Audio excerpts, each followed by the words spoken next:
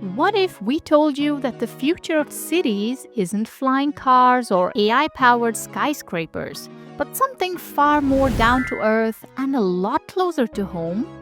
Picture this: you wake up, step outside for fresh bread from a bakery on your street, walk your kid to school around the corner, drop into a nearby cafe to work remotely, take a break in a shaded park, and later that evening enjoy dinner with friends, all without needing a car, without sitting in traffic, and without burning through fuel and time. Welcome to the idea of the 15-minute city. It isn't a sci fi fantasy or a utopian dream. It's a very real concept that more and more cities around the world are exploring as they search for ways to make urban life less stressful, more sustainable, and frankly, more human. The idea of a 15-minute city could redefine how we live, work, and move in urban environments around the world. So stick around because in this video, we're breaking it all down. What is a 15-minute city? How does it actually work? Who's doing it well? And is Vienna one of them? And what are the critics saying? Let's dive in. So, what exactly is the 15-minute city? The 15-minute city is an urban planning concept that aims to redesign cities so that everything you need in daily life, such as work, groceries, education, healthcare, parks, leisure, is no more than 15-minute walk or bike ride away. That's it. No long commutes, no car dependency, no sitting in traffic just to pick up a prescription or go to the gym. The idea was popularized by Carlos Moreno, a French Colombian urbanist, and it really gained traction during the pandemic, when lockdowns forced us to stay in our neighborhoods and highlighted how unevenly services are spread across cities. Some people lived close to green parks, shops, and local clinics. Others had none of that. Suddenly, living in a walkable neighborhood wasn't just nice to have, it quickly became a lifeline. But this concept isn't just about convenience. It's about flipping the entire logic of city planning that puts human experience at the heart of urban design. For the past 70 years, most cities, especially in the US and parts of Europe, were designed around the car. Wide roads, big parking lots, shopping malls on the outskirts. And the result? Well, sprawl, congestion, isolation, and lots of pollution. Therefore, the 15-minute city is a mindset shift. It's about rethinking cities to focus less on cars and concrete and more on community, connection, and quality of life. So, how do we actually build a 15-minute city? The answer lies in 4 interdependent pillars. Number 1, proximity. This is the foundation of this concept. People should be able to reach essential services quickly, on foot or by bike. That means having schools, doctors, workplaces, shops, sports facilities, parks, and cultural centers nearby. So instead of building a massive shopping mall 30 minutes outside the city, imagine having 10 smaller shops integrated into neighborhoods. Each one walkable, each one creating a local economy. Number 2 is diversity. This pillar is all about variety.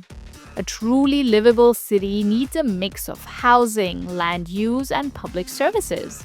That means residential, commercial, educational, and recreational spaces all coexisting. A healthy neighborhood isn't all apartment blocks or all office parks, it's a mix. So no more business district by day, ghost town by night situations. It also means a social mix. Affordable housing next to market rate housing, community spaces next to co-working hubs. It ensures that services and opportunities don't only exist in the nicer parts of the town. When you have diverse people and places, cities naturally become more vibrant and more resilient. Number 3, density. This one often gets a bad reputation. People hear density and think crowding or tiny apartments. But what it really means is efficient use of space. You want enough people living in an area to support local businesses and public transport without relying on cars and commute. It's not about cramming people into skyscrapers, it's about compact, well organized neighborhoods with everything nearby. Imagine a neighborhood where there's always a corner cafe, a grocery store on the ground floor of a 5-story residential building, a bus that comes every 5 minutes, and a park 2 streets away. That is good density. And last but not least, number 4, digitalization. So here's the 21st century upgrade to this concept. Not everything has to be physical. We are living in 2025, and with remote work, online learning, e-government services, and online health consultations, many services can now be accessed from home. That reduces the need to commute, saves time, and frees up public spaces for other uses. And of course, high-speed internet access is part of better city planning today. This digital layer complements the physical layout, making neighborhoods not only efficient but also healthier, greener, and more connected. These 4 pillars, when developed together, can turn the 15-minute city from theory into reality. And some cities are already leading the way. Let's take a look at how some cities are turning this concept into reality. Paris, France. Carlos Moreno's idea first took off in Paris under Mayor Anne Hidalgo. Under her administration, the city introduced more bike lanes, closed certain streets to cars, created school streets that prioritized kids' safety, repurposed parking spaces into green zones, and promoted local commerce.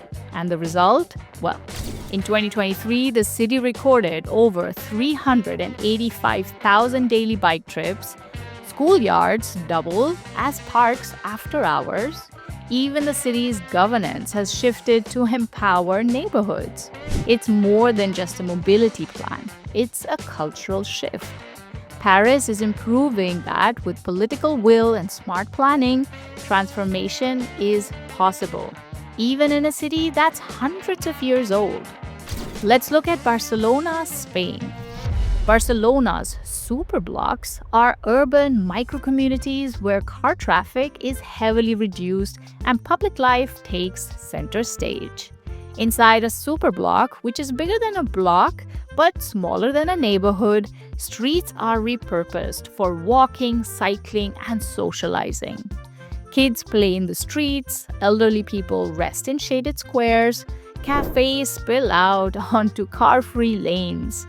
Traffic drops as much as 60%, noise pollution decreases by 7 decibel, and air quality improves by over 40%.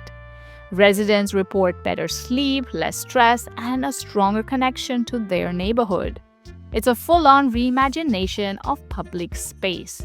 Even the World Health Organization has praised the initiative for its public health benefits. Superblocks are now being replicated in other parts of the world, from Buenos Aires to Los Angeles. Zurich is another great example. Although it doesn't always make headlines, it's been building something close to a 15-minute city for years. Today, about 99% of Zurich residents live within a 15-minute walk of essential services like shops, schools, parks, and public transport. This didn't happen overnight, of course.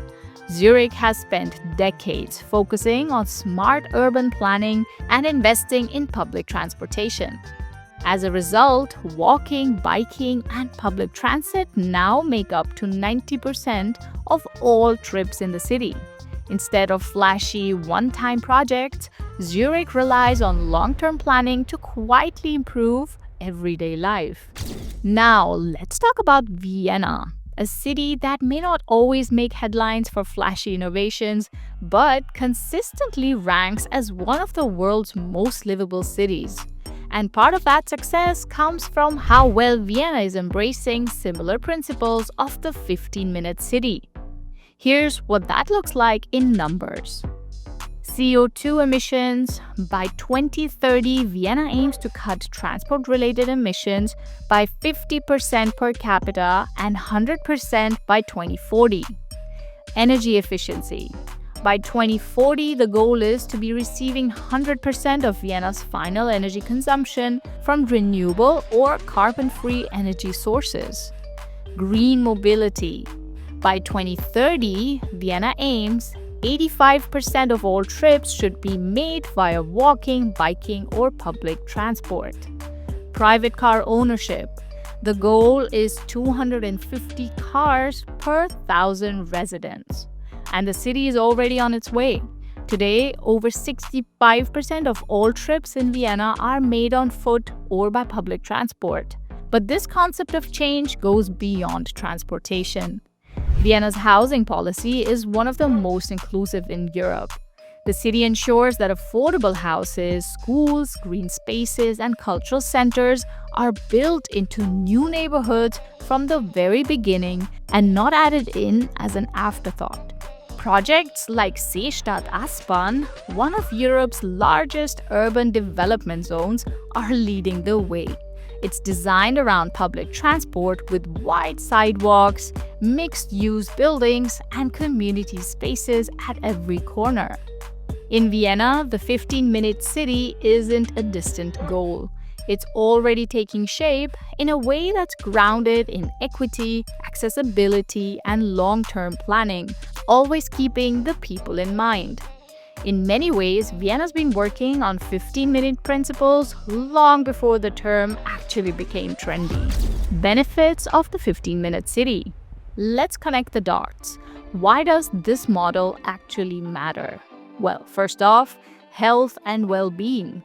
The more we walk and bike, the healthier we are physically and mentally. Regular movement reduces chronic illnesses and boosts mental clarity. Green spaces lower stress levels, improve our mood, and help manage the city heat. Environmental impact. Well, the transportation is a top emission source in urban areas. Reducing car trips dramatically cuts our CO2 footprint. Vienna alone could save more than 300,000 tons of emissions yearly by going green. Cleaner air, less noise, and preserved natural spaces are the direct wins. Economic vitality. People shopping locally supports local businesses. Studies show that foot traffic leads to more consistent spending than car-based visits. Also keep in mind, strong neighborhoods equal strong local economies. Community resilience. When people live, work, and play together, they get to know each other. That builds trust, cooperation, and durability for challenges. And in times of crisis, like a pandemic or a power outage, those connections matter more than ever. The city becomes more than just a place, it becomes a community. So, what are the critics saying? Well, not everybody is thrilled about this idea. Some people worry that improving neighborhoods could lead to gentrification, where the rents go up and long-time residents are pushed out, from which equity will suffer. Misinformation has also taken hold. Some conspiracy theorists falsely claim that the 15-minute city is about controlling movement or locking people in zones. But let's be clear, the 15-minute city is about giving people more freedom, not less. It's about making sure you don't need a car to live your life, not banning you from owning one. It's about the freedom to live more locally if you choose to. And of course, retrofitting existing car-dependent cities takes time, funding, and political courage. So, is the 15-minute city the future of urban life?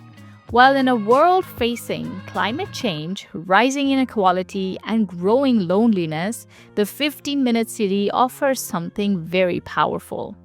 A way to design cities that put people, not cars or profit, at the center.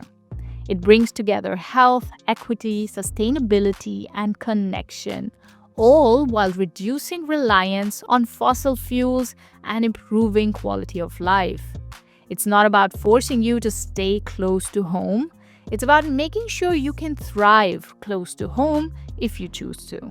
Of course, not every city will get there overnight, but every step forward towards proximity, diversity, density, and digitalization, it's a step towards a more humane, livable future. Whether you're in Vienna, Paris, or somewhere else entirely, this idea is picking up momentum. And if this video gave you a new way of seeing your city, give it a like, subscribe for more smart takes on city life, and share it with someone who's still stuck in traffic. Thanks for watching. Let us know in the comments, what would your perfect 15-minute city look like? See you guys in the next one. Bye!